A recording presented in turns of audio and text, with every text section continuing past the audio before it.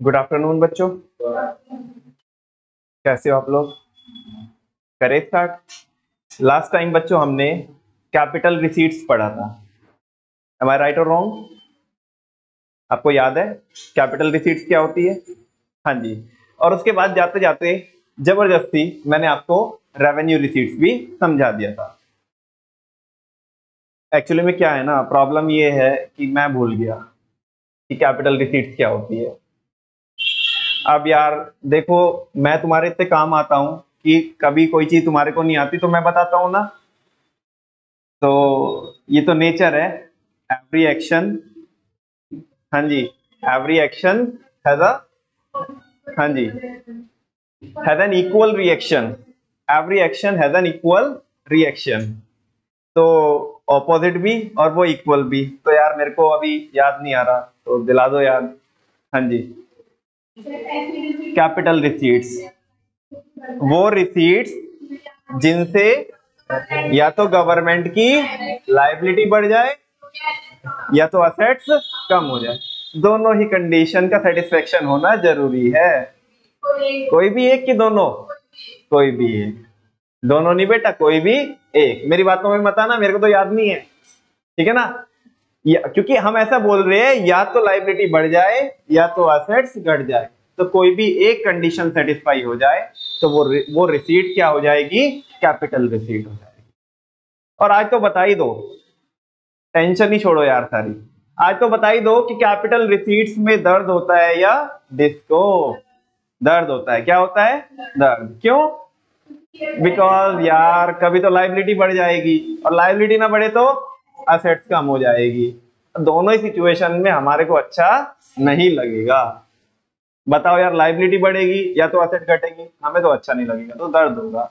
लेकिन डिस्को हो जाएगा। क्या हो जाएगा? Come to the disco, revenue receipts. Revenue receipts ऐसा गवर्नमेंट को पैसा मिलना, ऐसा गवर्नमेंट को पैसा मिलना कि जिससे ना ही तो गवर्नमेंट की लायबिलिटी बढ़े ना ही तो गवर्नमेंट की असेट्स घटे। अरे यार ये तो मजा है, जो डिस्को है बढ़िया है, ठीक है ना? पैसा भी मिल रहा है अपन लोगों को और ना ही तो क्या बढ़ रही है? लायबिलिटी। और ना ही क्या कम हो रही है? असेट्स कम हो रही है। Are you getting my point? ये सारी चीजें बच्चों हमने पढ़ी थी। रेवेन्यू रिसीट्स रेगुलर और रिकरिंग नेचर की होती है because ordinary course of business में गवर्नमेंट को ये रिसीट्स मिलती रहती है। मैंने बहुत सारे एग्जांपल भी बताए थे, आज वो एग्जांपल दोहरा नहीं रहा हूं, सीधा पढ़ाऊंगा अभी आगे चल करके, ठीक है ना?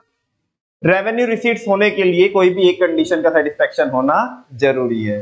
अरे दीदी, हाँ जी, एक का कि दोनों का?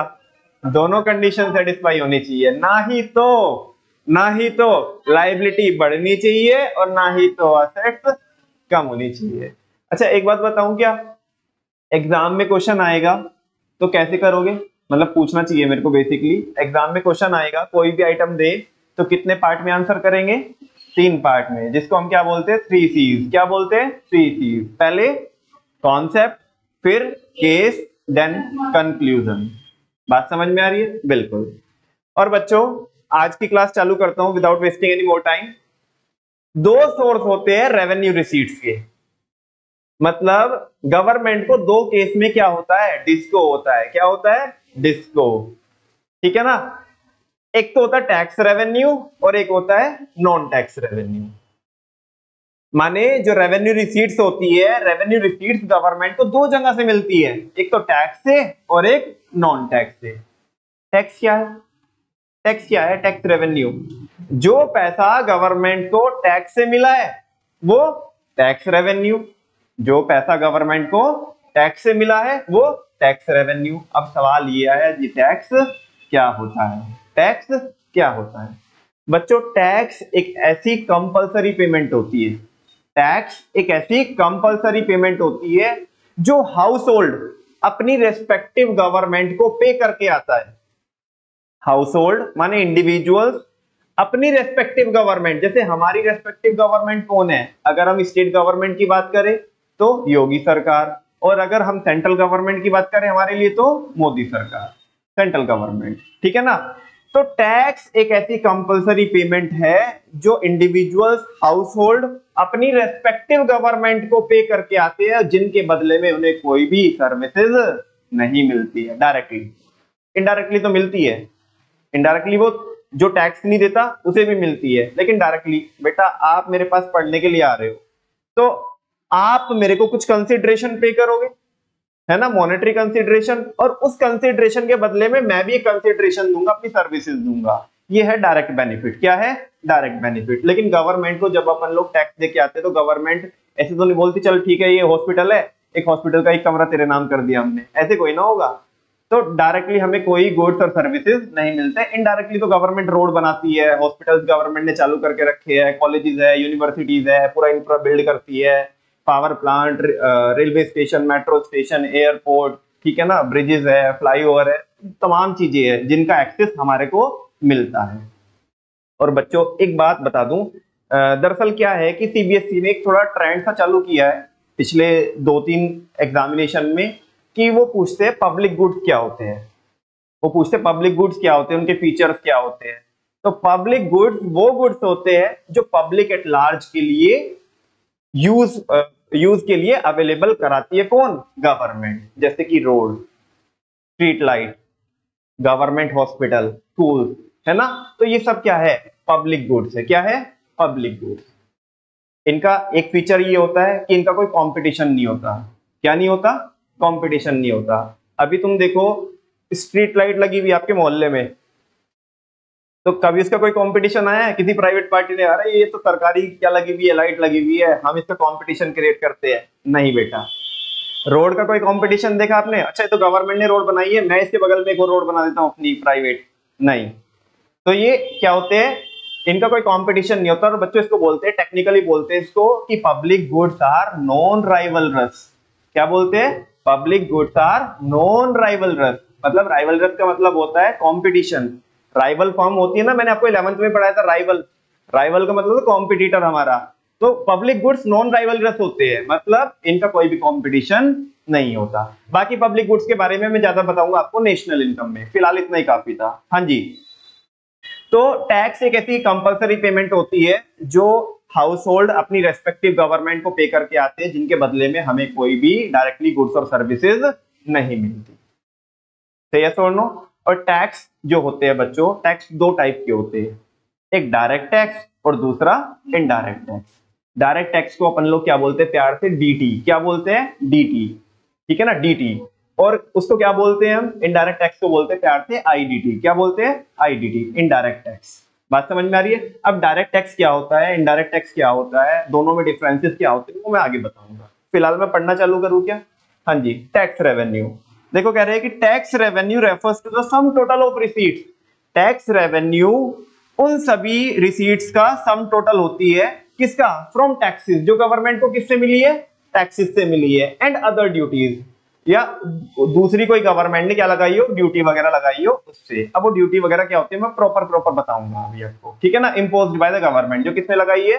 गवर्नमेंट ने, ठीक है ना। टैक्स, अब वो बोल रहा है टैक्स क्या होता है? Tax is the compulsory payment. Tax is the, अगर तुम्हारे ऊपर टैक्स लगा है तो मना कर दो कि मैं नहीं दे रहा, जो होता है वो कर लो, ऐसे कोई ना करोगे। कंपल्सरी पेमेंट है। क्या है भाई, रहना है कि नहीं रहना इधर?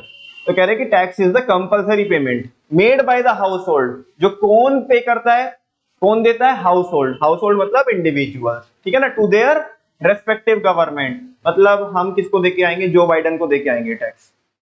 बोलो हाँ नहीं? किसको? मोदी जी को। किसको? मोदी जी को। और अगर स्टेट की लावी है कोई तो स्टेट गवर्नमेंट को देंगे, वो बाद में बात करेंगे। हाँ जी। तो टैक्स एक कंपलसरी पेमेंट होती है जो हाउस होल्ड देता है किसको? अपनी रेस्पेक्टिव गवर्नमेंट को, without obtaining any benefit in return, जिसके बदले में कोई भी बेनिफिट डायरेक्टली नहीं मिलता है। हाँ जी। क्या चीज? सेंट्रल और स्टेट मतलब हम, अच्छा तुम ये पूछ रहे हो कि रेस्पेक्टिव गवर्नमेंट कौन होगी, यही तो पूछ रहे हो तुम? और हाँ तो मैं वही तो कह रहा हूँ ना, मैं दूसरे शब्दों में कह रहा हूँ, आप थोड़ा और सिंप्लीफाई शब्दों में पूछ रहे हो। बेसिकली क्या होता है, इस बात का आपको जवाब जब मिलेगा जब मैं आपको ये पढ़ाऊंगा कि डायरेक्ट टैक्स क्या होता है और इनडायरेक्ट टैक्स क्या होता है। तो जैसे आपको ये पता पड़ जाएगा, ऑटोमेटिक आपका जो सवाल है उसका आंसर आपको मिल जाएगा कि जो गवर्नमेंट जो हम दे के आते हैं टैक्स, वो सेंट्रल होती है या स्टेट होती है। बेसिकली कुछ टैक्सेस तो किसको जाते हैं? ज्यादातर टैक्सेस तो जाते हैं सेंट्रल गवर्नमेंट को, कुछ टैक्सेस जाते हैं किसको, स्टेट गवर्नमेंट को। वो कौन कौन होते हैं मैं भी बताऊंगा, है ना। सारी चीजें जो भी आपके माइंड में आ रही है सारी चीजें क्लियर करके जाइएगा, कोई भी एक भी क्वेश्चन अपने माइंड में मत रखिएगा, ठीक है जी। चलो मुझे बताओ, पहले ये बात समझ में आई कि आपको, नमन भैया हमें तो ये समझ में नहीं आ रहा ये टैक्स रेवेन्यू क्या होता है और टैक्स क्या है, दोनों में डिफरेंस क्या है। टैक्स रेवेन्यू क्या होता है और टैक्स क्या है, हमें तो दोनों एक जैसे लग रहे हैं, ऐसा है क्या। टैक्स रेवेन्यू गवर्नमेंट की वो रिसीट्स है जो गवर्नमेंट को सारे के सारे टैक्सेस से मिली है, और टैक्स वो पेमेंट होती है जो हाउस होल्ड गवर्नमेंट को देके आता है, रेस्पेक्टिव गवर्नमेंट को, जिसके बदले में उसे कोई भी सर्विसेज या कोई बेनिफिट नहीं मिलता। टैक्स के कितने बच्चे, बच्चे दो ही अच्छे। Tax revenue can be further classified as direct taxes and indirect taxes. पहला बात करते हैं किसकी, डायरेक्ट टैक्सेस की, जिसको हम प्यार से क्या बोले थे अभी, डीटी, ठीक है ना। देखो टैक्स अगर अभय पे लगाए, किस पे लगाए, अभय पे लगाए, और अभय ही उसे गवर्नमेंट को पे करके आ रहा है, यानी कि एक बात बताओ मेरे को कि अभय के ऊपर टैक्स लगाए और हम बोलने लगे मसूद भाई साहब को, भाई पड़ोसी हो, है ना, इतना तो फर्ज बनता है कि अभय का टैक्स पे करके आओ अपनी जेब से। तो बोलो मसूद बिल्कुल मना कर रहा है, सरासर कह रहे कि पड़ोसी है, रिश्तेदार है, दोस्त है, सारी बातें एक तरफ, लेकिन पैसों का मसला एक तरफ। पैसा नहीं पे करके आएंगे, टैक्स किसके ऊपर लगा है, अभय के ऊपर, तो कौन ही पे करके आएगा, अभय। ये होता है बच्चों डायरेक्ट टैक्स। क्या होता है, इसका एग्जांपल सुन लो, इनकम टैक्स क्या है। अब मसूद और रीजनिंग दे रहा है, कह रहे अच्छा डायरेक्ट टैक्स का एग्जांपल है इनकम टैक्स, क्या है, इनकम टैक्स। फिर तो ये सही है, इनकम तो कमाएगा कौन, अबे, हाँ बोलो, और टैक्स उसका मैं पे करके आऊंगा। ये कहां का न्याय है, ये कहां का न्याय है, ऐसा तो हो नहीं सकता। हाँ बोलो, हो सकता है कि नहीं हो सकता, नहीं हो सकता है। अभय ने इनकम कमाई है तो अभय ही क्या पे करके आएगा, टैक्स पे करके आएगा। नमन भैया फिर तुम फालतू की बात कर रहे हो, ऐसा भी कोई टैक्स होता होगा कि लगा मेरे ऊपर है और पे कोई और करके आएगा। बेटा होता है, तभी तो मैं डिस्कशन कर रहा हूं, तभी तो मैं डिस्कशन कर रहा हूं, अभी सारे पत्ते खुल जाएंगे। फिलहाल बात कर रहा हूं किसकी, डायरेक्ट टैक्सेस की। डायरेक्ट टैक्सेस वो टैक्स होते हैं जिसके ऊपर लगाए जाते हैं, जिसके ऊपर लगाए जाते हैं वो ही उसे पे करके आता है। ये पिक्चर देखना एक बार, बेचारा परेशान सा लग रहा है। हाँ जी, क्यों क्यों, इससे क्या क्या पता पड़ रहा है आपको, ये पिक्चर से ये क्या पिक्चराइज कर रही है आपको। आपको एग्जामिनेशन में भी पूछा जा सकता है, पिक्चर बेस्ड क्वेश्चन आता है बेटा एक, ठीक है ना। माने सेम आपको पिक्चर दे दी तो बोलो कि ये किस कॉन्सेप्ट को आइडेंटिफाई करो, कि मैक्रो का, ऐसे भी नहीं बोलेगा क्योंकि मैक्रो के पार्ट में ही देगा वो, एक मैक्रो में आता है एक इंडियन में आता है, एक क्वेश्चन, दो पिक्चर वाले क्वेश्चन आते हैं, तो बोलेगा कि आइडेंटिफाई द कॉन्सेप्ट, बात खत्म। बोलो कैसे पता पड़ा तुम्हें डायरेक्ट टैक्स, इसके पैरों में बंधी हुई है ना, पैरों में बंधन है, पायल ने मचाया शोर। हाँ जी, तो क्योंकि इसका ध्यान से सुनो, मैं जो वर्ड बोलने जा रहा हूं अभी वो ध्यान से सुनना। जिस टैक्स का बर्डन, जिस टैक्स का बर्डन शिफ्ट नहीं किया जा सकता किसी और के ऊपर, वो टैक्स कौन सा होता है, डायरेक्ट टैक्स। कौन सा टैक्स होता है, इसका बर्डन शिफ्ट किया जा सकता है क्या, नहीं, बिकॉज पैरों में बंधन है। वो बात अलग है कि पायल ने मचाया कि नहीं मचाया शोर। हाँ जी, बात समझ में आती है क्या आपको, कोई डाउट तो नहीं है। चलो डायरेक्ट टैक्स देख लेते हैं। नमन भैया इनडायरेक्ट फिर कौन होता है, सिंपल सी बात है बच्चों, जिसका बर्डन शिफ्ट किया जा सकता है, ठीक है ना। चलो अभी देखते हैं। Direct taxes refer to taxes, direct tax वो टैक्स होते हैं the burden of which can not be shifted to any other person, जिनका बर्डन किसी दूसरे इंसान के ऊपर शिफ्ट नहीं किया जा सकता। अच्छा, आप में से कितने बच्चों को ऐसा पता था पहले कि ऐसा कुछ क्लासिफिकेशन होता है डायरेक्ट टैक्स और इनडायरेक्ट टैक्स। हाँ जी, एग्जाम्पल पता था, हाँ जी पता था, पता था, हाँ जी भाई साहब नहीं, चलो 50-50 क्लास हो रही है। चलो देखते हैं, सुनो जी, कह रहे कि डायरेक्ट टैक्स कौन से टैक्स होते हैं जिनका बर्डन शिफ्ट नहीं किया जा सकता। These taxes are paid by the person, ये टैक्सेस वो ही इंसान पे करता है on whom they are imposed, जिसके ऊपर ये टैक्स लगे हैं। बच्चों एक जमाना था, आज तो नहीं लगता, खैर पहले लगता था वेल्थ टैक्स। क्या लगता था, वेल्थ, जो आपके पास जो संपत्ति है ना, जो वेल्थ आपने इकट्ठी की है, है ना, उसके ऊपर टैक्स लगता था। आज के दिन पे ये टैक्स नहीं लगता, ये विड्रॉ कर लिया गया। अच्छा, तो तुम्हारी संपत्ति तो टैक्स भी कौन ही पे करके आएगा, तुम ही पे करके आओगे। तो वो भी किसका एग्जाम्पल था, डायरेक्ट टैक्स का। आज नहीं लगता, ठीक है ना। अब ध्यान से सुनो बच्चों, और इसके एग्जाम्पल देता हूं मैं आपको।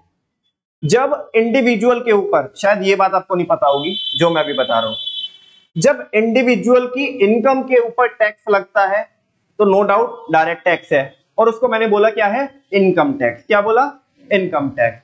लेकिन बेटा जब कंपनीज के ऊपर टैक्स लगता है, गवर्नमेंट कंपनी से इनकम टैक्स लेती है, कंपनी से, बिकॉज कंपनी भी एक क्या होती है, एंटिटी होती है। क्या होती है, आर्टिफिशियल पर्सन होता है। कौन होता है, नेचुरल पर्सन तो नहीं होता, आपने अकाउंट्स में पढ़ा होगा, आर्टिफिशियल पर्सन होता है जिसकी सेपरेट लीगल एंटिटी होती है। लॉ में इसकी क्या होती है, in the eyes of law company की क्या होती है, एग्जिस्टेंस होती है। कैसे, एज एन आर्टिफिशियल पर्सन।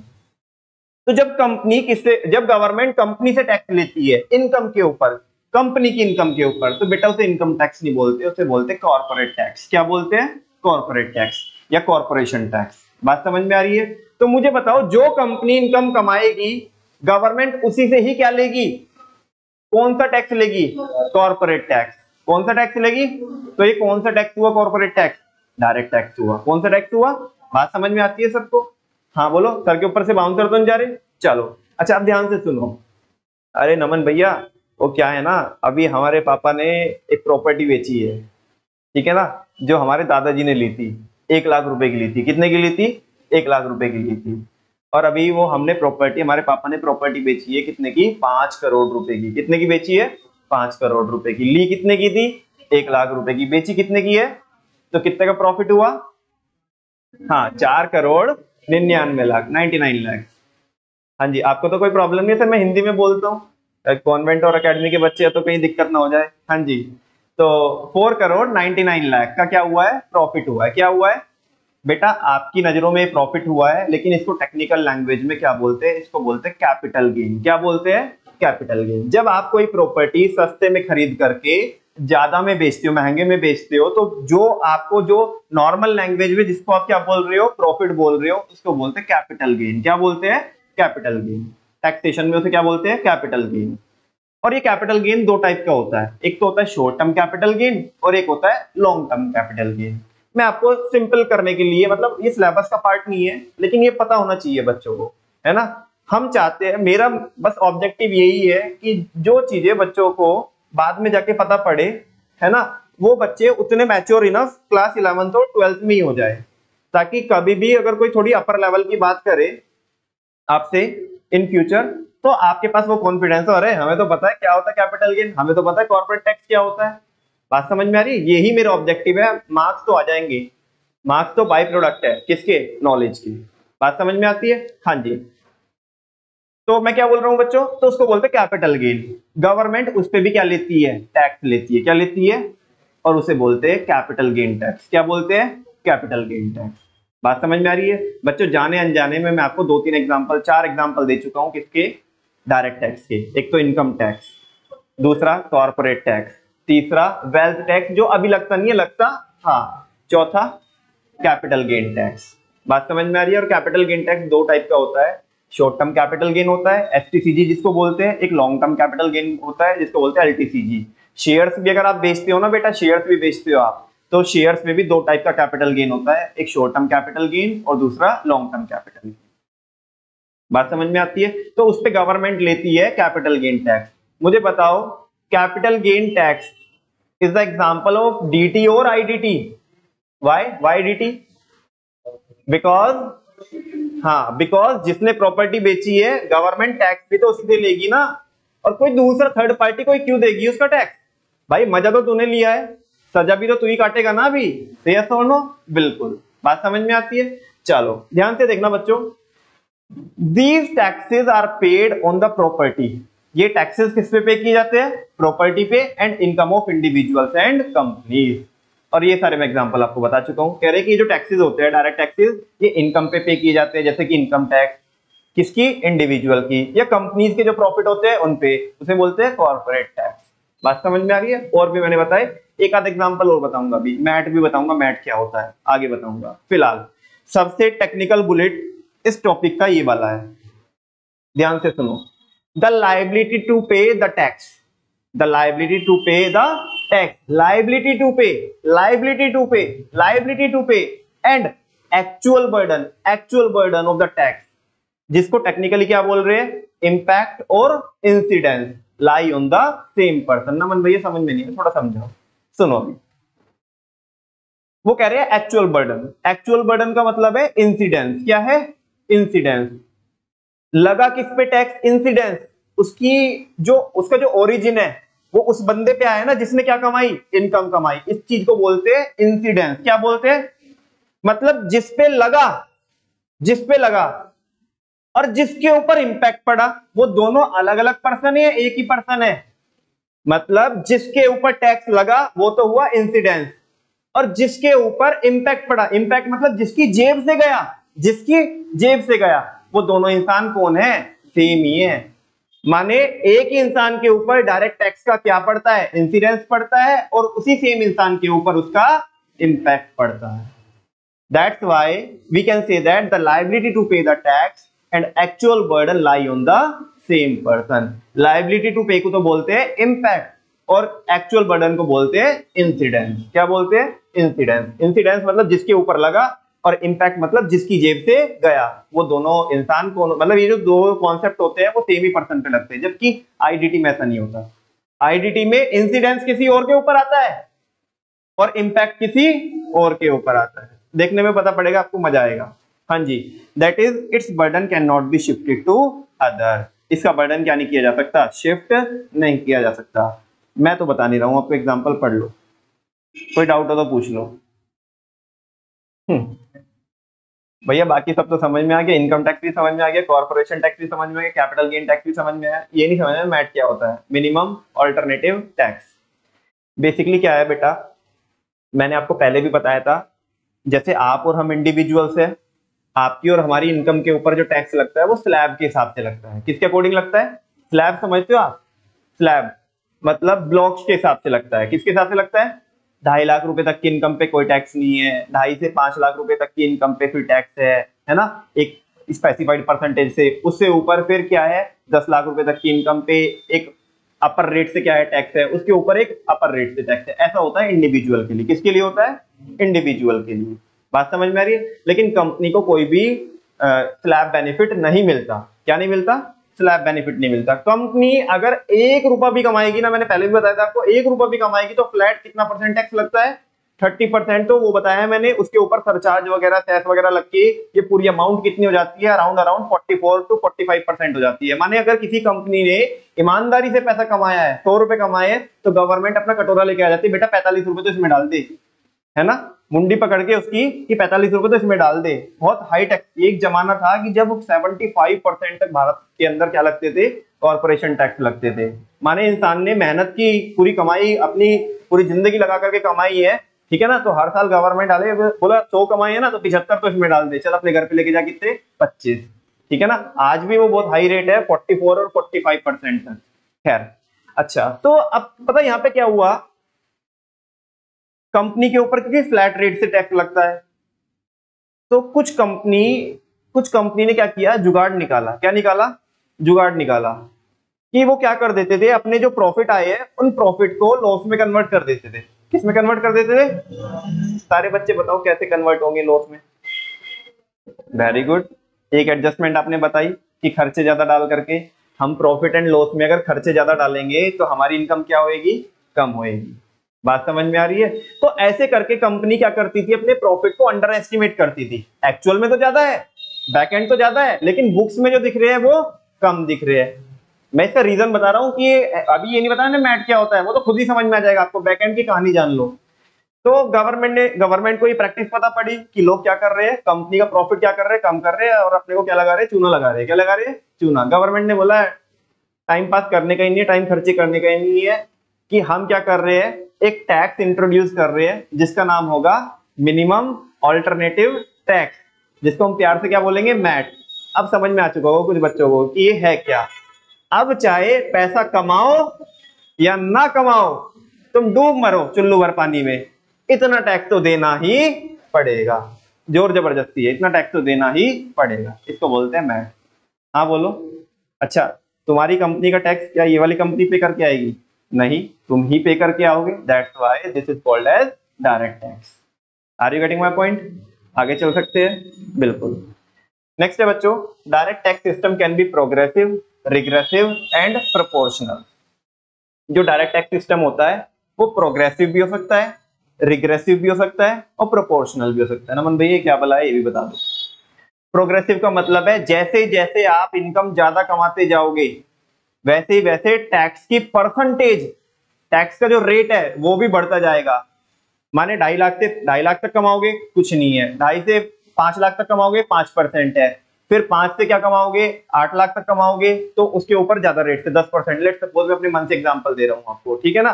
फिर उसके ऊपर कमाओगे तो 15%, फिर 20%, जितना ज्यादा कमाते हो ज्यादा ज्यादा क्या जाएगा, टैक्स जाएगा। वैसा प्रोग्रेसिव। रिग्रेसिव का मतलब क्या है, जो कम कमा रहा है उस पे तो ज्यादा रेट से टैक्स लगेगा। लेट्स सपोज अगर तुम 2.5 लाख रुपए तक कमा रहे हो तो तुम्हारे पे लगेगा 30% टैक्स। कितना लगेगा? 30%। और ज्यादा कमाओगे 5 लाख तक कमाओगे तो 25%, और ज्यादा कमाओगे तो 20%। नहीं नहीं बेटा बावले नहीं है, अभी सुनो इधर देखो, ठीक है, ऐसा नहीं होता, सुन लो, बावले नहीं है, देखो। हाँ जी, बेसिकली इसका रीजन सुनो। ऐसे गवर्नमेंट क्यों बोलती है? गवर्नमेंट बोलती है कि देख जो 2.5 लाख कमा रहा है, कितना कमा रहा है? 2.5 लाख कमा रहा है, उसको 30% लेंगे। कितना लेंगे? 30%। तो उसको कितने आ रहे, उससे हमारे को कितने आ रहे? 75,000 रुपए आ रहे। कितने आ रहे? 75,000 रुपए। बात समझ में आ रही है? अब जो ज्यादा कमा रहा है, जो ज्यादा कमा रहा है उसका टैक्स रेट तो कम कर देंगे, बिकॉज वो ज्यादा जो कमाएगा उस पर अमाउंट ज्यादा आएगी ना, अमाउंट ज्यादा आएगी, दैट्स व्हाई। तो ये क्या रहता, हालांकि भारत में क्या है, प्रोग्रेसिव है सिस्टम। कैसा है? प्रोग्रेसिव है। एक होता है प्रोपोर्शनल। क्या होता है? प्रोपोर्शनल। अबे कितना भी कमाओ रे, 2.5 लाख कमाओ, 1 रुपया कमाओ, 10 कमाओ, 20 कमाओ, 50 कमाओ, 1 करोड़ कमाओ, कितना भी अंधा पैसा कमाओ तुम, ठीक है ना, सबके लिए फ्लैट कितना है? लेट्स सपोज 10% है या 20% है, ये तो प्रोपोर्शनल। क्या होता है? तो डीटी का सिस्टम प्रोग्रेसिव भी हो सकता है, रिग्रेसिव भी हो सकता है और प्रोपोर्शनल भी हो सकता है। हाँ जी, रिग्रेसिव होता है जैसे जैसे आपकी इनकम बढ़ती जाएगी वैसे ही वैसे आप पे इनकम टैक्स का रेट कम होता जाएगा, इसी को बोलते हैं रिग्रेसिव। बोलो बात समझ में आती है क्या? रीजन नहीं समझ में आया? रीजन ये समझ, वो समझने वाली ये बात है कि जहाँ पे दो चीजें होती है बच्चों, अगर आपने थोड़ा स्टैट्स के अगर जानकार हुआ तो दो चीजें आपको पता होगी। एक चीज होती है एब्सोल्यूट, क्या होती है? एक होती है रिलेटिव, क्या होती है? रिलेटिव। आपको लगेगा कि जो चिल्लू पैसा कमा रहा है, चिल्लू पैसा, ठीक है ना, उस पे परसेंटेज ज्यादा लगाई, माने रिलेटिव जो मेजर है वो ज्यादा लगाया। लेकिन जब आप वो 2.5 लाख वाले के कंपैरिजन में 1 करोड़ वाले की मान लिया, 2.5 लाख वाले पे तो कितना लगा रहे हो आप? 30% लगा रहे हो। कितना लगा रहे हो? कितनी अमाउंट आई उससे? 75,000। कितनी आई? 75,000। बात समझ में आ रही है आपको? लेकिन जो बंदा 1 करोड़ रुपए कमा रहा है उससे तुम ले रहे हो 10%। कितना ले रहे हो? 10%। आप देखो रिलेटिवली, रिलेटिवली तो हम किससे ज्यादा ले रहे हैं? रिलेटिवली किससे? 2.5 लाख वाले से 30%। इससे कितना ले रहे हैं? 10% ले रहे हैं। लेकिन एब्सोल्यूट नंबर में देखोगे, एब्सोल्यूट मतलब एग्जैक्ट नंबर में देखोगे तो इस नालायक से कितना ही आ रहा है? 75,000। और वो बड़े वाले नालायक से कितना आ रहा है? 10 लाख रुपए। हालांकि उस पर परसेंटेज क्या है? कम है, लेकिन पैसा कितना जनरेट करके दे रहा है? ज्यादा करके दे रहा है एब्सोल्यूट नंबर में। ये रीजन है। बात समझ में आ रही है? रिलेटिव और एब्सोल्यूट वाला रीजन है। बाकी भारत में कौन सा सिस्टम चलता है? प्रोग्रेसिव। कौन सा चलता है? प्रोग्रेसिव। चलो इतनी बात समझ में आती है। नेक्स्ट है बच्चों इनडायरेक्ट टैक्सेस। क्या है? इनडायरेक्ट टैक्सेस जिस टैक्स का बर्डन शिफ्ट किया जा सकता है, जिस टैक्स का बर्डन शिफ्ट किया जा सकता है उस टैक्स को बोलते हैं इनडायरेक्ट टैक्स। क्या बोलते हैं? लगता किसी और पे है, लगता किसी और पे है, माने इंसिडेंस किसी और के ऊपर आता है, जाता किसी और की जेब से है। नमन भैया ऐसे कैसे चल जाएगा? फालतू की बात कर रहे हो यार आप तो। लगता किसी और पे है, जाएगा किसी और की जेब से। जादू कोई ना है यहाँ। हाँ जी, जादू कोई ना है कि ऐसे हो जाएगा कि लगेगा किसी और पे, जाएगा किसी और की जेब से। बेटा जादू ही है, अभी देखना कैसे होता है। आज के दिन पे इसका एग्जाम्पल, सबसे बड़ा जो एग्जाम्पल है वो है जीएसटी। क्या है? GST, goods and services tax. Direct tax लगता है इनकम पे, और दूसरी बात आपको समझ में आना चाहिए, इनडायरेक्ट टैक्स लगते हैं किसके ऊपर? गुड्स एंड सर्विसेज के ऊपर। किसके ऊपर? गुड्स एंड सर्विसेज के ऊपर। आप एक प्रोडक्ट लेकर के आते हो, लेट्स सपोज एक बिस्किट लेके आते हो पार्ले जी, उस पे 5 रुपए का एमआरपी होता है, कभी गौर किया तो नीचे लिखा रहता है इंक्लूसिव ऑफ ऑल टैक्सेस। तो क्या उस पे डीटी होता है कि आईडीटी होता है? आईडीटी होता है। कैसे, अभी समझाता हूं, ध्यान से सुनो। वो जो मैन्युफैक्चरर है, फैक्ट्री वाला है, उनने वो 1 रुपए का बनाया। कितने का बनाया? 1 रुपए का बनाया। बात समझ में आती है? गवर्नमेंट ने उसके ऊपर उससे लेट सपोज 20 पैसे का टैक्स लिया। क्या लिया? 20 पैसे का टैक्स लिया। बात समझ में आ रही है? कोई डाउट तो नहीं आपको? उसकी मैन्युफैक्चरिंग कॉस्ट आई 1 रुपए, 20 पैसे का गवर्नमेंट ने उससे क्या लिया? टैक्स लिया। अब वो प्रोड्यूसर ने वो किसी होलसेलर को बेचा। किसको बेचा? और माने 2 रुपए का बेचा। कितने का बेचा? 2 रुपए का बेचा। ध्यान से सुनना बच्चों, ये जो मैं बता रहा हूं इसको क्या बोलते हैं? सेट ऑफ या वैल्यू एड ऑन बोलते हैं। क्या बोलते हैं? Value add on. अब ये जो चीज मैं आपको समझा रहा हूं, ये आपको कहां पे समझ में आएगी? ये चीज आपको मैं फिर नेशनल इनकम में बताऊंगा। बात समझ में आ रही है? चलो मैं लिख के भी बताता हूं बच्चों।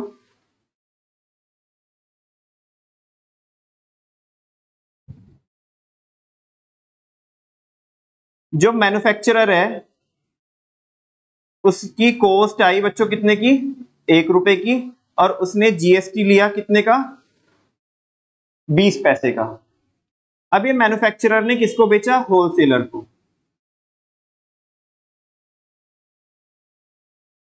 ठीक है, और वो बेचा कितने का? उसने सेलिंग प्राइस था 2 रुपए। बात समझ में आ रही है? 1 रुपए पे 20 पैसे का टैक्स लिया। मैं आपको पूछना चाहता हूं, अकाउंट्स के देवी और देवता बैठे हो आप यहाँ पे, कितना परसेंटेज हुआ? ओ माय गॉड, ये क्या पूछ लिया? हाँ जी, कितना percent? 20%। This is the right answer. 1 रुपए पे 20% कितना होता है? 20 पैसे, 0.2। तो जीएसटी कितने रेट से लगा होगा?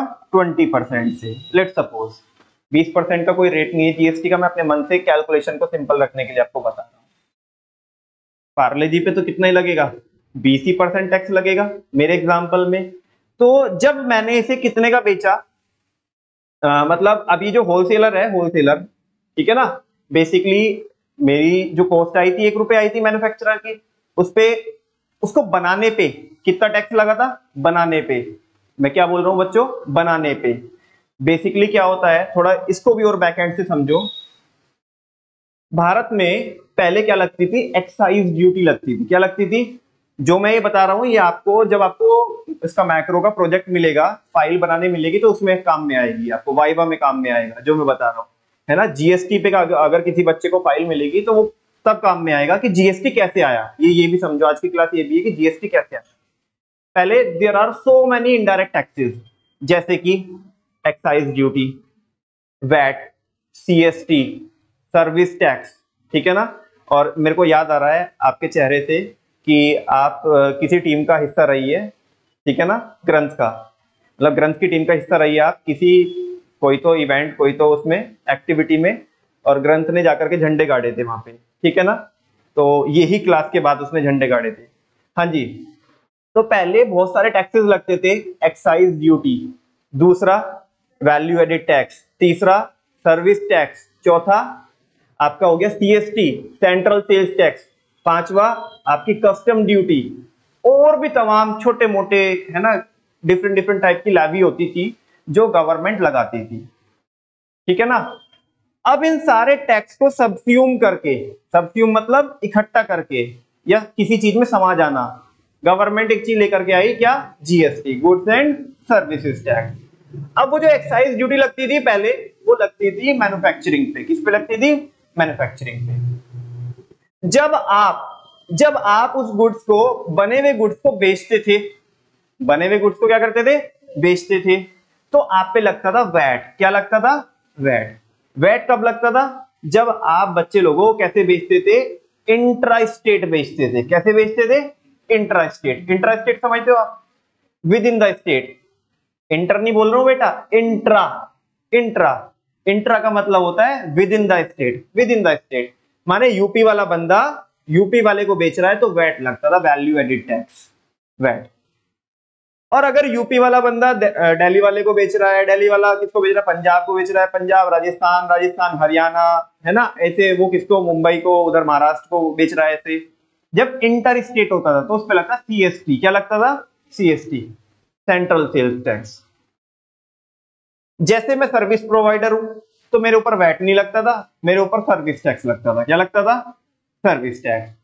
और अगर अपन लोग बाहर से कुछ मंगाते हैं, इंपोर्ट और एक्सपोर्ट करते हैं, तो उस पे लगती थी कस्टम ड्यूटी। क्या लगती थी?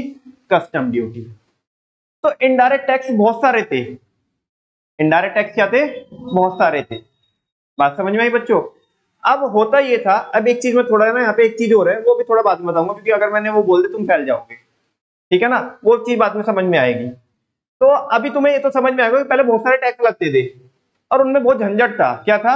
बहुत झंझट था। सबकी फाइलिंग अलग अलग होती थी, कोई स्टेट गवर्नमेंट को जाता था, कोई किसको जाता था, सेंट्रल गवर्नमेंट को। उनके हमें अलग अलग बंदे रखने पड़ते थे, कंप्लायंसेस उनके अलग अलग करने पड़ते थे हमें, ठीक है ना। और अब एक चीज सुनो, हमें कई बार ऐसा होता था बच्चों, टैक्स पे भी टैक्स देना पड़ता था। क्या करना पड़ता था? टैक्स पे भी टैक्स देना पड़ता था। नमन भैया टैक्स पे भी टैक्स देना पड़ता था, कैसे? अभी बताता हूं कैसे। ध्यान से सुनो बेटा, ये कॉस्ट आई है मेरी कितने की?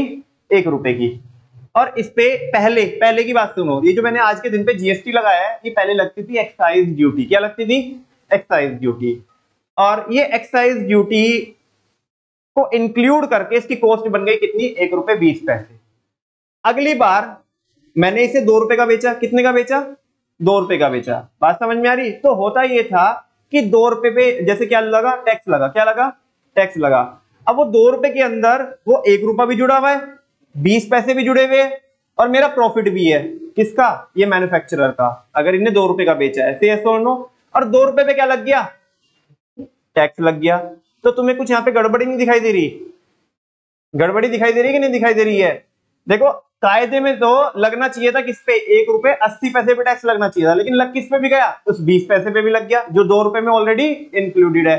तो गवर्नमेंट ने पहले तो हमारे से टैक्स लिया, और मजे की बात है फिर क्या भी ले लिया? टैक्स पे भी टैक्स ले लिया। 20%, वो 20 पैसे पे भी 20% ले लिया हमारे से। बात समझ में आ रही है? 4 पैसे। कितने पैसे? 4 पैसे। अब ये प्रोसेस, क्योंकि होलसेलर रिटेलर को बेचेगा, रिटेलर किसको बेचेगा? फाइनली कंज्यूमर को बेचेगा। और ये प्रोसेस ऐसी चलती जा रही है, ऐसी चलती जा रही है। माने हर एक एड ऑन किस पे? ट्रांजेक्शन पे, टैक्स पे क्या लग रहा है? टैक्स। इसको टेक्निकली बोलते हैं कैस्केडिंग इफेक्ट। क्या बोलते हैं? Cascading effect. एक वर्ड सुना होगा कभी, है ना? बिल्कुल, कैस्केडिंग इफेक्ट। कैस्केडिंग इफेक्ट का मतलब होता है बच्चों, टैक्स पे क्या लगना? टैक्स लगना, टैक्स पे टैक्स लगना। और ये एक बहुत बड़ा ड्रॉबैक था पुराने वाले टैक्सेशन सिस्टम का, कि टैक्स पे क्या लगता था? टैक्स लगता था। बात समझ में आ रही है? टैक्स पे क्या लगता था? टैक्स लगता था। कोई डाउट तो नहीं आपको? और इससे होता क्या था कि प्रोडक्ट की जो फाइनल कॉस्ट थी ना, वो बढ़ जाती थी। क्या हो जाती थी? वो बढ़ जाती थी। तुम्हें लगेगा ना मन भाई, जो तुम एग्जांपल में क्या फर्क पड़ रहा है, 4 पैसे के 20 पैसे में मरे जा रहे हो। अबे जो कंपनी का टर्नओवर 5,000 करोड़ का, 10,000 करोड़ का, है ना, 1 लाख करोड़ का जिसका टर्नओवर है साल का, रिलायंस जैसे ग्रुप का, तो मुझसे पूछ के देखो ना, क्या 4 पैसे के ऊपर मरा जा रहा है ना? मोटा भाई को पूछ के देखो, 4 पैसे के ऊपर मर रहे हो। बेटा ऐसे नहीं होता, ठीक है ना? ये अमाउंट छोटी है तो तुम्हें पिज्जी लग रही है, अरे ऐसे तो मैं इतनी खर्च कर देता हूँ, ठीक है ना? जो बिजनेस वाले, धंधे वाले, उनसे पूछ के देखना कि कितना फर्क पड़ता है, और फाइनल कस्टमर, जो फाइनल कस्टमर होता है, इसके ऊपर कितना फर्क पड़ता है, ठीक है ना? अब हुआ ये बच्चों, अब सारे टैक्स को मिला करके एक टैक्स बना दिया गया। क्या नाम तो सुना ही होगा? GST, goods and services tax. लेकिन एक बात बताऊं, आज भी एक टैक्स ऐसा है जिसको जीएसटी के अंदर मर्ज नहीं किया गया है, और वो है कस्टम ड्यूटी। क्या है? Custom duty. कस्टम ड्यूटी आज भी अलग है किससे? जीएसटी से। कभी कोई पूछे कि जीएसटी के अंदर सारे इनडायरेक्ट टैक्सेस मर्ज कर दिए गए, क्या कोई ऐसा भी है जो आज भी अलग रखा गया है? हाँ जी, आज भी कस्टम ड्यूटी की अपने आप में क्या है? एग्जिस्टेंस है, अपनी सेपरेट एग्जिस्टेंस है। इंपोर्ट और एक्सपोर्ट पे हमारे देश के अंदर मेजरली एक्सपोर्ट पे कोई कस्टम ड्यूटी नहीं लगती, because we have to increase our export so that we can earn foreign exchange, ठीक है ना? तो हमारे देश में एक्सपोर्ट पे तो कोई ड्यूटी नहीं लगाई जाती है, ताकि हम अपने एक्सपोर्ट बढ़ा सके और फॉरेन रेवेन्यू, जो फॉरेन एक्सचेंज है, वो कमा सके। लेकिन इंपोर्ट करने पे क्या लगती है? जो ड्यूटी लगती है जीएसटी में लगता है बच्चों, आज भी क्या लगती है? Custom duty. क्या लगती है? Custom duty. अब थोड़ा सा और बता देता हूं आपको, बहुत ज्यादा डिटेल में तो नहीं जा रहा हूं मैं, बिकॉज क्योंकि मेरे को आपको ऊपर ऊपर से चीजें बतानी है और जो मैं बता रहा हूं आपको मोर देन इनफ बता रहा हूं, लेकिन आपको जरूरी ये पता होना चाहिए, इतना बेसिक पता होना चाहिए अगर आप कॉमर्स के स्टूडेंट हो तो। वैसे तो अपने आप में डीटी अपने आप में एक सब्जेक्ट है, बहुत वास्ट सब्जेक्ट है, आईडीटी अपने आप में एक बहुत वास्ट सब्जेक्ट है। अभी कोई बच्चा, पिछली बार ऐसा हुआ कि मैंने काफी सारी चीजें बताई, एक बच्चे ने बोला नमन भैया वो हमने पेट्रोल लिया था और हमने वो उसका इनवॉइस लिया, उस पे तो कोई जीएसटी नहीं लगा हुआ था, उस पे तो वैट लगा हुआ था। क्या लगा हुआ था? वैट। और तुम तो बोल रहे हो आजकल क्या लगता है? जीएसटी लगता है। बेटा बहुत सारे प्रोडक्ट ऐसे हैं, है ना, लिकर वगैरह है, जैसे पेट्रोलियम प्रोडक्ट्स है, उन पे आज भी जीएसटी नहीं लगता, उन पे क्या लगता है? वैट लगता है। क्या लगता है? वैट लगता है, एक्साइज ड्यूटी लगती है। उसका एक डिफरेंट रीजन है, वो अभी मैं क्लास में मतलब छेड़ रहा हूँ वो टॉपिक, वो अपने आप में 5 क्लास का टॉपिक है, ठीक है ना। वो स्टेट गवर्नमेंट का और सेंट्रल गवर्नमेंट का मसला है, बस आपको मैंने हल्का सा इतना बताया। जीएसटी के आने से हुआ क्या? जीएसटी के आने से ये जो कैस्केडिंग इफेक्ट है ये खत्म हो गया। कैस्केडिंग इफेक्ट कैसे खत्म हुआ? ध्यान से सुनो बच्चों। अब हुआ यूं कि यहां पे भी जीएसटी लगता है, उधर भी क्या लगता है? जीएसटी लगता है। 2 रुपए पे क्या लगा? जीएसटी लगा। और कितना परसेंट? 20%। जीएसटी लगा बच्चों कितने रेट से? 20% से। तो कितना आएगा बच्चों ये? कितना आएगा? एब्सोल्यूट अमाउंट कितनी आएगी इसकी? हाँ बोलो। 4 पैसे? 4 पैसे? 40 रुपए? अबे क्या बोल रहे हो तुम भाई? हाँ जी, 2 रुपए का मेरे को 20% बताओ कितना होता है? 40 पैसे। कितना होता है? 40 पैसे। बात समझ में आती है? अब जीएसटी बोलता है, जीएसटी बोलता है कि तुम्हारी कॉस्ट कितने की है? 1 रुपए की है, तुमने बेचा कितने का है? 2 रुपए का। बात समझ में आ रही है? और तुम्हारे पे ऑलरेडी तुम 1 रुपए पे तो टैक्स दे चुके हो, 1 रुपए पे तो तुम टैक्स दे चुके हो, तुम्हें एडिशनल कितने पे देना है? 1 रुपए पे देना है। कितने पे देना है? 1 रुपए पे देना है। और एडिशनल 1 रुपए पे तुम्हारा टैक्स कितना बैठता है? ध्यान से बताना बच्चों, 20 पैसे। कितना बैठता है? नमन भैया तो गड़बड़ हो गई यार, ये तो गवर्नमेंट ने 40 पैसे ले लिया। रुको बेटा, जीएसटी बोलता है कि टोटल आप पे जो टैक्स बैठता है वो 40 पैसे बैठता है। कितना बैठता है? 40 पैसे। लेकिन ऑलरेडी आप कितना पे कर चुके हो? 20 पैसे। कितना पे कर चुके हो? तो अब कितना ही दे दो, बस 20 पैसे दे दो। नमन भैया हमें बिल्कुल भी समझ में नहीं आया, बस फील तो आ रहा है, लेकिन अगर तुम सवाल पूछोगे, मुझे ऐसा लग रहा है कि अगर मैं तुम्हारे से सवाल पूछूं तो तुम अभी फैल जाओगे। सुनो, ध्यान से सुनो। हुआ यूं, ध्यान से सुनो, ये मैन्युफैक्चरर ने 1 रुपए का बिस्किट बनाया और गवर्नमेंट ने बोला क्योंकि तूने प्रोडक्शन किया है, प्रोडक्शन पे पहले एक्साइज ड्यूटी लगती थी, आज एक्साइज ड्यूटी नहीं लगेगी, आज क्या लगेगी? जीएसटी लगेगी। क्या लगेगी? जीएसटी। 20 पैसे की हमें जीएसटी दे दे। क्या दे दे? जीएसटी। अब इन्हें एक वाला माल कितने का बेचा? एक वाला माल कितने का बेचा? 2 रुपए में बेचा। बात समझ में आ रही है ना? और 2 रुपए में, लेट सपोज मैं इस प्रोसेस को यहीं पे एंड कर देता हूं। एंड कैसे कर देता हूं? ये होलसेलर की जगह मैं यहाँ पे फाइनली कस्टमर लिख देता हूँ। क्या लिख देता हूँ? बहुत ज्यादा मैं इसको क्या नहीं करता हूँ, खींचता नहीं हूँ, आप समझ जाना, इसे समझ तो जाओगे ना। बीच बीच में ऐसे होलसेलर आएगा, रिटेलर आएगा, है ना। तो कस्टमर से अपन लोगों ने कितने रुपए लिए बच्चों? फाइनल टोटल कितने रुपए लिए? 2 रुपए 40 पैसे। कितने रुपए लिए? 2 रुपए 40 पैसे। बात समझ में आ रही है? अच्छा एक बात बताओ, टैक्स कौन पे करके आया है? मैन्युफैक्चरर। लगा किस पे था? मैन्युफैक्चरर पे। इंसिडेंस किसके ऊपर आया था? मैन्युफैक्चरर के ऊपर। पहले वो कितने रुपए पे करके आया? 20 पैसे। फिर जब उसने बेचा तो बेचने पे उसने कलेक्ट किया कितना कस्टमर से? 40 पैसे। कितना किया? 40 पैसे। अब ध्यान से सुनना, गवर्नमेंट, ये तो मैं बता ही चुका हूं आपको कि इसने कलेक्ट कर लिया 40 पैसे और पे करके आया कितना? 20 पैसे पहले ऑलरेडी। तो अब एडिशनल कितना पे करके आएगा? कौन पे करके आएगा? मैन्युफैक्चरर। एडिशनल कितने पे करके आएगा? 20 पैसे। पे तो कौन करके आ रहा है? मैन्युफैक्चरर। इंसिडेंस किसके ऊपर लगा है? मैन्युफैक्चरर। लेकिन जा किसकी जेब से रहा है? कस्टमर का कट रहा है कि नहीं कट रहा? उसे वो कह रहा है अरे मैं कहां टैक्स देता हूं, आज के दिन पे अगर कोई इंसान ये बोलता है मैं टैक्स नहीं देता हूं, मुझे क्या मतलब है? बेटा हर एक बंदा टैक्स देता है, हर एक बंदा। बिकॉज अगर आप इनकम टैक्स से बच जाओगे, इनकम टैक्स तो बहुत कम लोग देते हैं, है ना। मतलब जो ओवरऑल जो है 25% लोग भी टैक्स नहीं देते हैं भारत के अंदर, इनकम टैक्स, ठीक है ना। तो लेकिन जीएसटी हर एक बंदा देता है, क्योंकि खाते पीते तो सब हो ना, तो उस पर तो टैक्स देना पड़ेगा। अब ये गया किसकी जेब से? फाइनली नक्की कर रहे हैं बस, गया किसकी जेब से? कस्टमर की जेब से। कस्टमर पे करके आया, बोलो ना, कस्टमर पे करके आया, मैन्युफैक्चरर पे करके आया। इंसिडेंस किसके ऊपर आया? मैन्युफैक्चरर के ऊपर। और इंपैक्ट किसके ऊपर आया? लगा किसके ऊपर? गया किसकी जेब से? बर्डन शिफ्ट हुआ कि नहीं हुआ? हाँ बोलो, तुम मुझे बताओ, क्या यहाँ पे भी कैस्केडिंग इफेक्ट हो रहा है? नहीं, यहाँ पे कैस्केडिंग इफेक्ट नहीं हो रहा। तुम बोलोगे नमन भैया हो तो रहा है। बेटा जीएसटी में क्या हुआ है? जीएसटी में इस पोर्शन को बिल्कुल अलग रखा। किसको अलग रखा? इस पोर्शन को बिल्कुल अलग रखा। और यहाँ पे इसे पता क्या बोलते हैं? एक बचपन की याद दिलाऊं आपको, जिस चैप्टर को आप छोड़ के आए हो अकाउंट्स में, जर्नल एंट्रीज जीएसटी वाली, इसे बोलते हैं आउटपुट जीएसटी, इसे बोलते हैं इनपुट जीएसटी। क्या बोलते हैं? Input GST. और आउटपुट जीएसटी में से इनपुट जीएसटी को क्या करते हैं? सेट ऑफ करते हैं। क्या करते हैं? ओवरऑल देना कितना था? 40 पैसे। कितना ऑलरेडी देके आ चुके हैं? 20 पैसे। तो फाइनली जो गैप है वो ही दे दो। कितना? 20 पैसे का।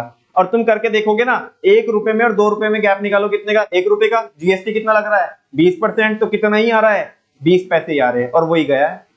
और टोटल कितना गया है? 40 पैसे। बात समझ में आ रही ना? कोई डाउट तो नहीं है? तो ये कैस्केडिंग इफेक्ट खत्म हो गया जीएसटी में। आप पूछो। हाँ हाँ हाँ,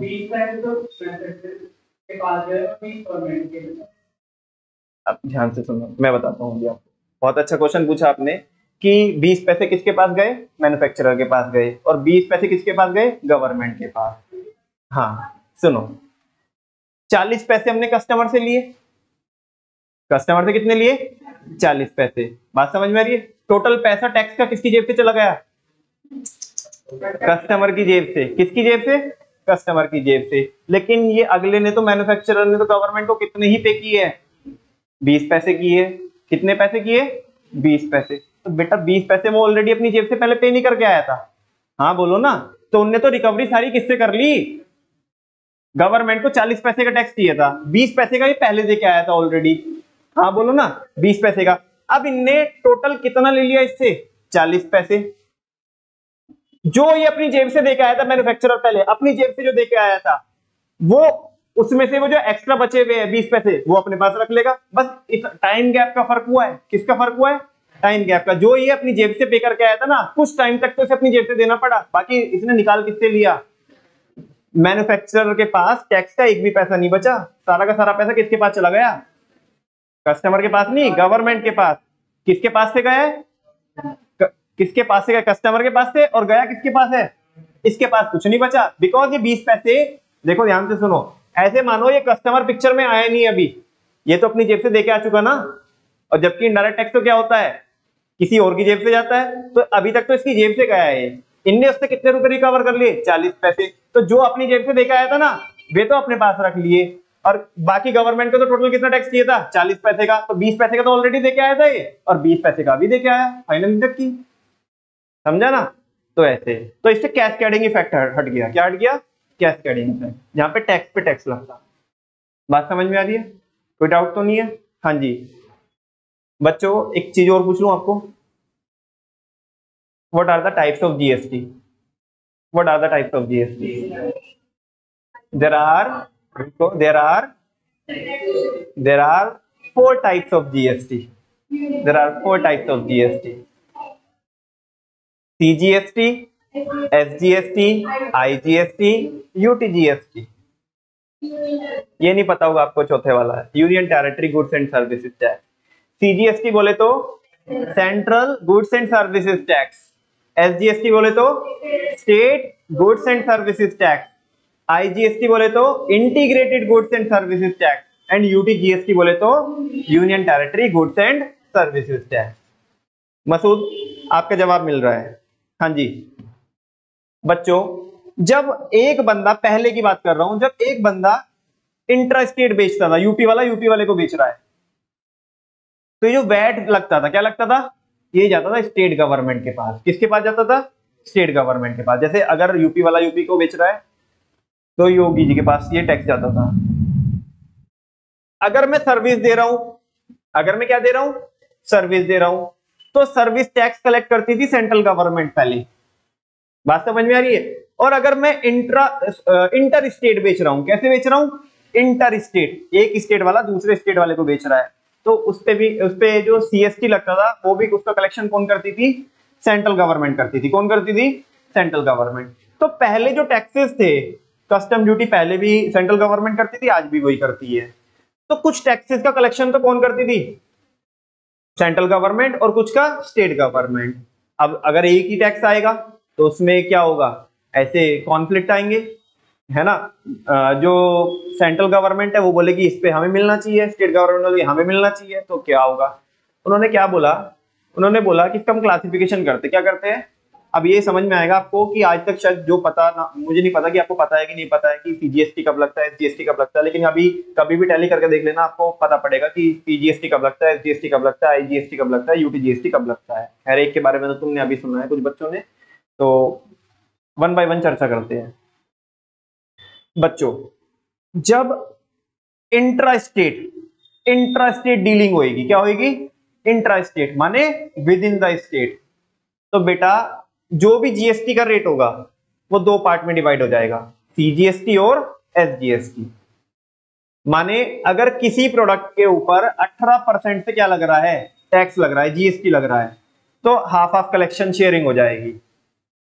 जो सीजीएसटी है वो कंपोनेंट माने जैसे 18% 9% हो जाएगा। अगर रेट 12% का स्लैब है, किसका, जीएसटी का, किसी प्रोडक्ट के ऊपर 12% का है, या जैसे रेडीमेड गारमेंट्स के ऊपर मैं आपको बताऊं 1000 रुपए तक की वैल्यू पे तो 5% है, 1000 रुपए से ऊपर कितना है, 12% है।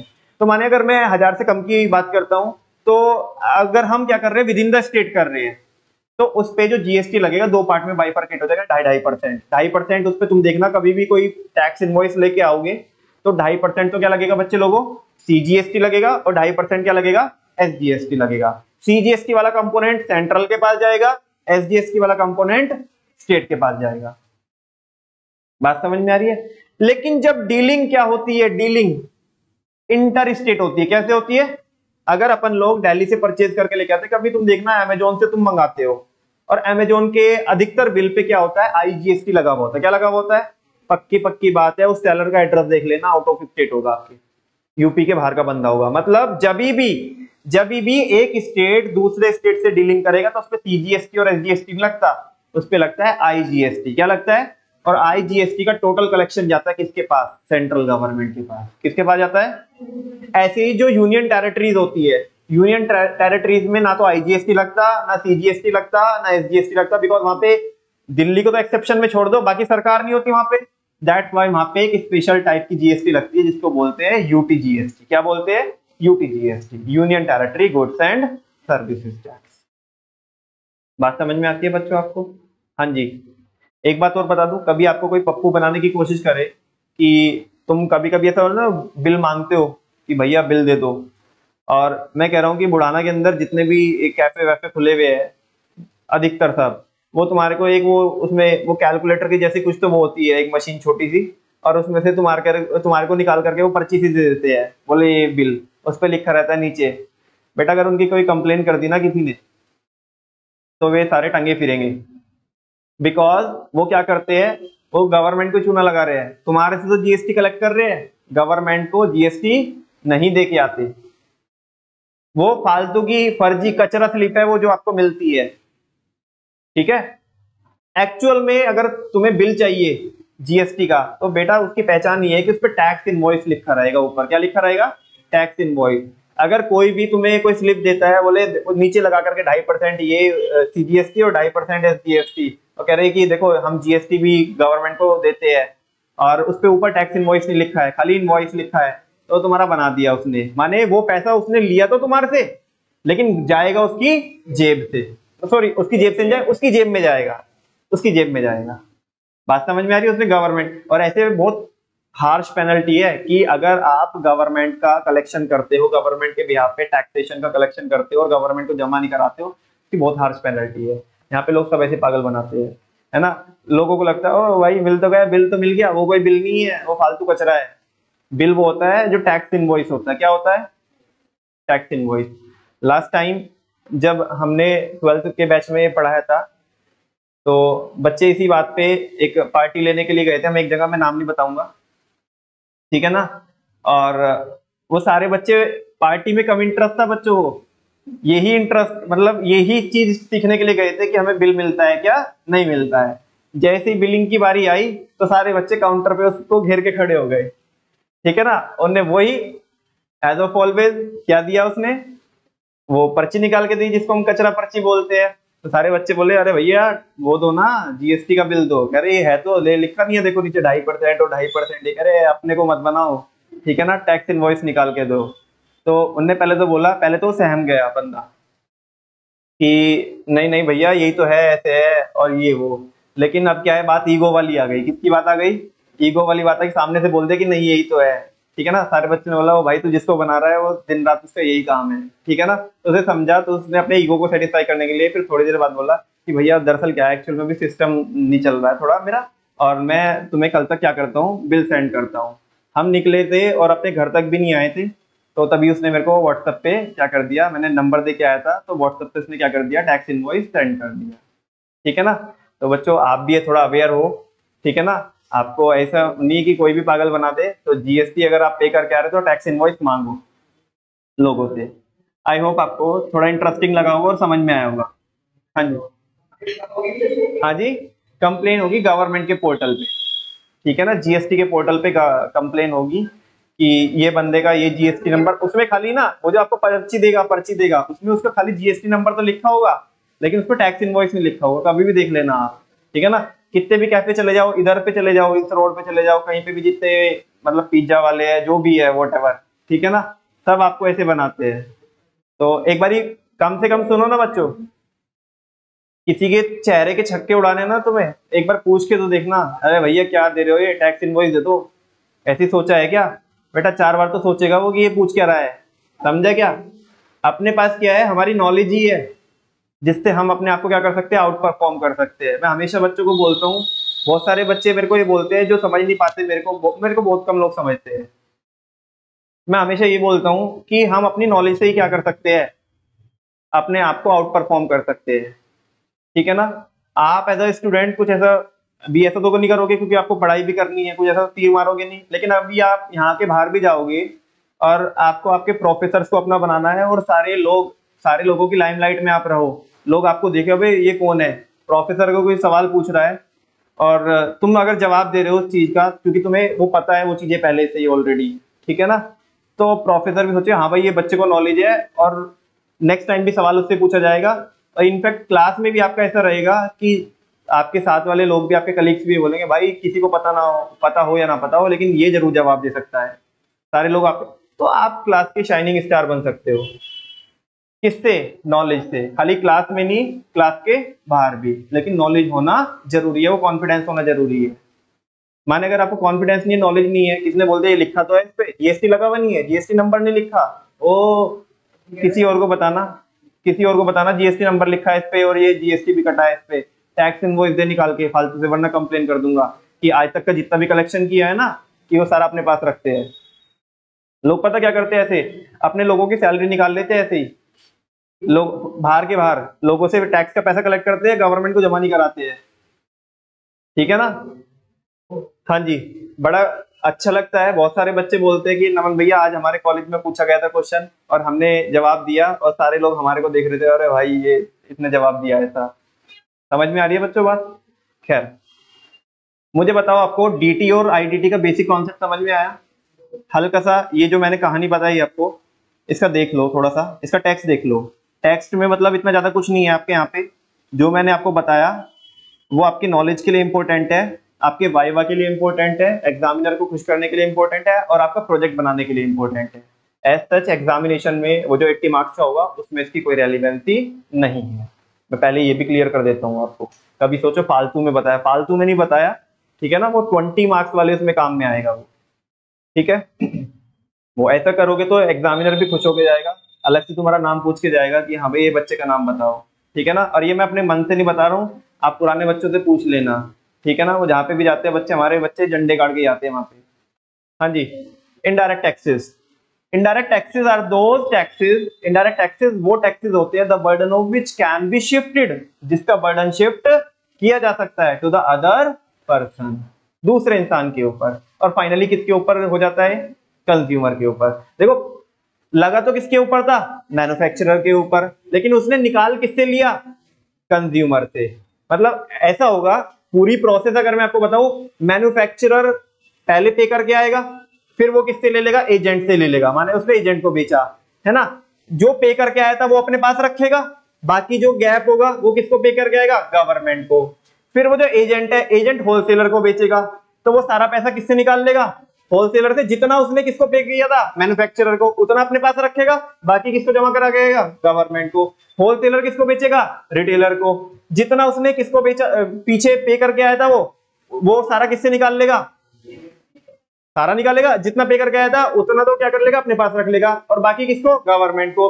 और फाइनली ये जो रिटेलर है ये किसको बेचेगा, कंज्यूमर को, और वो सारा पैसा किससे निकाल लेगा, कंज्यूमर किससे रिकवरी करेगा, बिकॉज वो तो अल्टीमेट क्या है, कंज्यूमर है। तो बेटा ये टैक्स जीएसटी लगता किसके, मतलब इनडायरेक्ट टैक्स लगता किसके ऊपर है, ये लगता है मैन्युफैक्चरर के ऊपर, एजेंट के ऊपर, होलसेलर के ऊपर, रिटेलर के ऊपर, और फाइनली कोई भी अपनी जेब से नहीं देता, कुछ टेम्परेरी पीरियड के लिए तो देगा वो अपनी जेब से, लेकिन बाकी फिर निकाल लेगा किससे, अगले वाले से, और फाइनली ये किसकी जेब से जाता है, कंज्यूमर की जेब से। तो हुआ ना जादू, लगता किसी और पे और जाता किसी और की जेब से। तो वही बोल रहा है indirect taxes are imposed on goods and services, the liability to pay the tax, यानी कि जो इंपैक्ट है, एंड एक्चुअल बर्डन, यानी कि जो इंसिडेंस है, लाई ऑन द डिफरेंट पर्सन। जो इंपैक्ट आता है वो कस्टमर पे आता है, इंसिडेंस आता है किसके ऊपर, वो जो सप्लाई चेन के अंदर जो लोग हैं, जो कौन है, जो लिंक क्रिएट करते हैं, जो मिडिल मैन है, उनके ऊपर, या मैन्युफैक्चरर है। That is its burden can be shifted to other, इसका बर्डन दूसरों पे शिफ्ट किया जा सकता है। फॉर एग्जांपल आज के दिन पे GST, goods and services tax, दूसरा कस्टम ड्यूटी। कस्टम ड्यूटी को आज भी क्या रखा है, और मजे की बात ये, कस्टम ड्यूटी भी बच्चों कई टाइप की होती है। कस्टम ड्यूटी में भी एक होती है BCD, basic custom duty, basic custom duty वो अलग है ना। बाकी बहुत ज्यादा डिटेल में जाने की जरूरत नहीं है, मैं आपको कस्टम एक्ट नहीं पढ़ा रहा हूँ, ठीक है ना। आपको बस जितना बताया उतना आपको याद रखने का है। बोलो समझ में आती है बात।